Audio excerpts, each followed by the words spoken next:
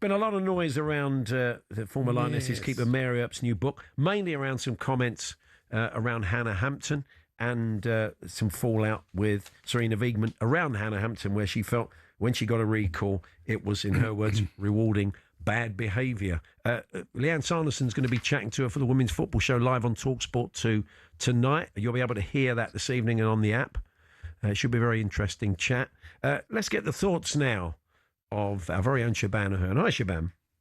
Good afternoon, guys. How are you? Yeah, good, thanks. Yeah, good, thank you. I mean, Don McRae, as he often does, has cut through the noise. Very interesting, sort of nuanced piece he'd written. And it covers a lot more ground than this. But obviously, when you're selling a book, these are the sort of stories that create the headlines. The only feeling, we were chatting about this earlier, I don't know how you feel, if you're going to make it kind of, if you like an accusation that someone had in the past had been a bit of a bad apple, you kind of need to know what they did. And in that sort of vacuum of information, it does sound a bit sour grapes. So maybe she needs to tell us more. And I kind of feel for Hannah Hampton a bit. I do wonder whether she needs to come out and say, yeah, maybe I did make some mistakes. I was a kid, but I've changed now and I've got a second chance. But it'll be interesting. I think not saying it is the worst thing. And also, and then coming out and saying, oh, it's people pitting women against women. You think, well, you started it. You brought this up. Yeah. You know, and then when people have reacted badly, you react like that. I thought playing that card was a bit off.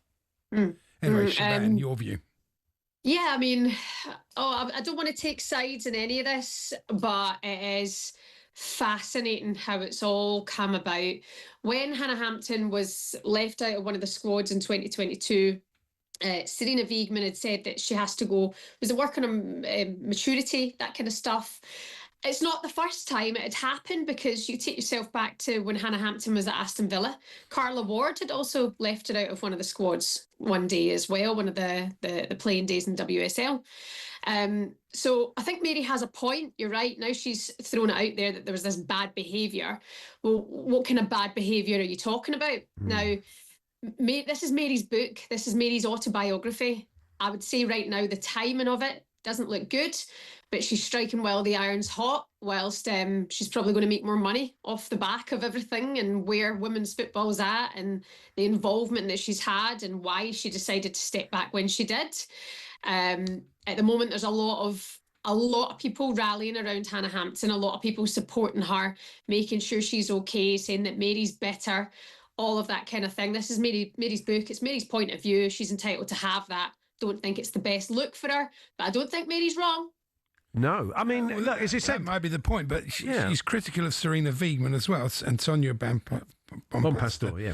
Also defending her. You would expect her to defend Hampton, but, you know, she's saying also that she should say what it is. You know, she should come out and say what it is. Is there a feeling, you're in and around women's football, your sister's a pro and everything, so is there a feeling that she did some growing up? Maybe she'd be the first to admit that and became a different person, which is Sarina Wiegman saw a change and brought her back because of that. Yeah, I mean, I reckon Hannah will just keep quiet on all of this and it'll just fuel her some more, to be honest. She's just been recognised as the best in the world. You know, she's been up there doing speeches at the Ballon d'Or. She's absolutely at the top of the game. Nobody is trying to take away how good Hannah is as a player. You know, I think it's that kind of disruption that may come along with Hannah Hampton. Now, I've not heard any of this since she joined Chelsea, but before Emma Hayes took her under her wing, there were things often heard about Hannah Hampton and the way she portrayed herself in games, in dressing rooms and in meetings. You know, you're right, my sister is in women's football. She played with Hannah at Birmingham and at Aston Villa. And I asked her just before I came on to have this chat with you, she'd mentioned in the past, like, you know, Hannah was hard work was her way of saying it. Unbelievable talent, just unbelievable. Nobody like her, you know, but she was a pain in the backside was her way of putting it. I think it's a shame from Mary Earps. Again, and was she one of those people that would call out other players in a dressing room? Because Hannah Hampton has said, you know, we had different views on what constitutes a good teammate, paraphrasing what she says. So maybe she was someone who, you know, if you like, had high standards and was prepared to call people out. That doesn't always sit well, does it? It doesn't sit well in men's football as well as women's football. Maybe it was that. I don't know. Well, Mary's obviously got some confidence in herself, and I think she is one of those people, and that she's absolutely spilled her heart and soul into women's football. And if she sees somebody who is maybe not making life easy for everybody, maybe in international camps and causing a bit of friction or being quite difficult to work with, bear in mind, the goalkeepers union is a small group. Sure.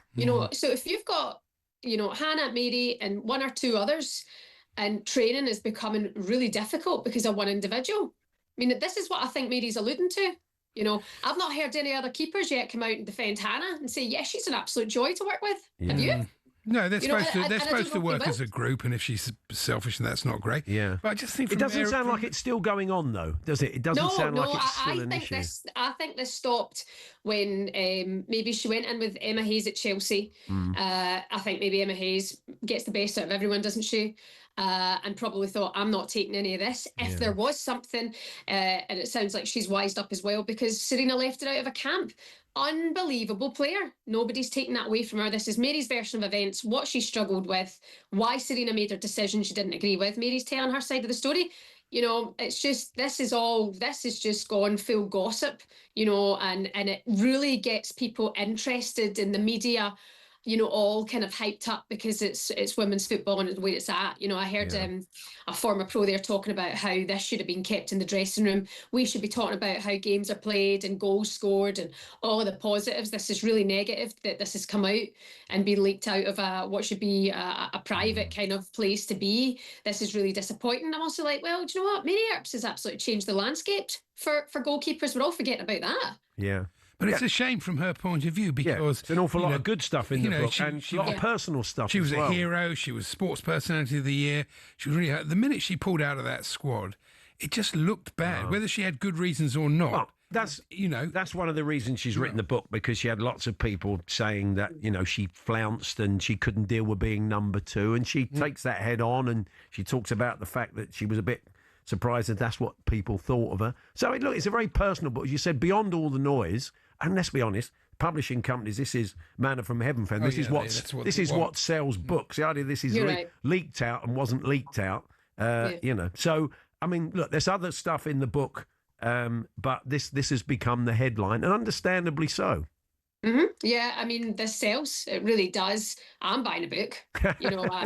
I already think I know things, but I'm buying the book. I want to hear Mary's version of events.